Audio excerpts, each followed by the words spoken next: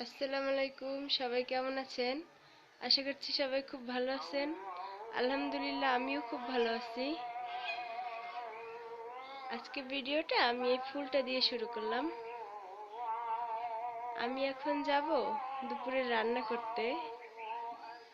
চলুন দুপুরে রান্না করতে যাওয়া যাক।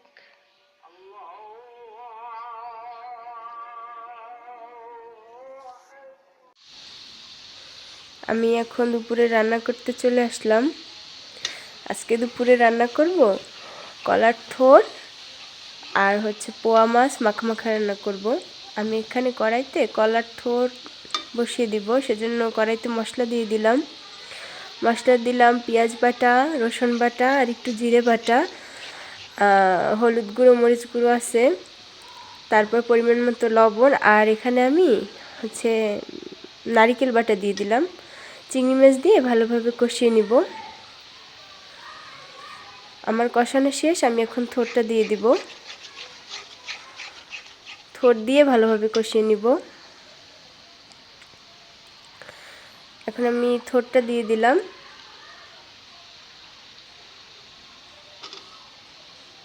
এই যে থোরগুলো দিয়ে দিলাম।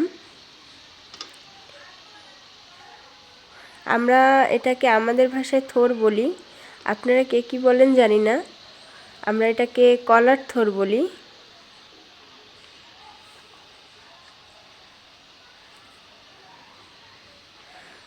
এবার আমি এই থোরগুলোকে দিয়ে ভালোভাবে কষিয়ে নিব।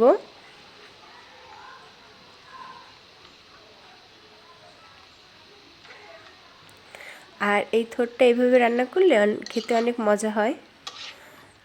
আমরা সবাই এটা খুব পছন্দ করি, আর এটা খাওয়াও শরীরের জন্য খুব ভালো।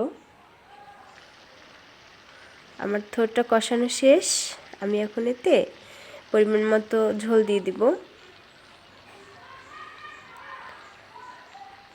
আমি পানিটা একটু কম দিব, কারণ থোরটা এমনিতেই অনেক নরম, বেশি দিলে একদম গলে যাবে, তাই আমি পানিটা একটু কম দিলাম।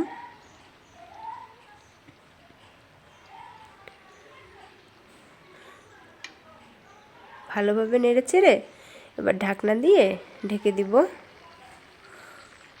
আমি এবার ঢাকনা দিয়ে ঢেকে দিব, আর আস্তে আস্তে হতে থাকবে। যে আমি ঢাকনাটা দিয়ে দিলাম, এখন হতে থাক।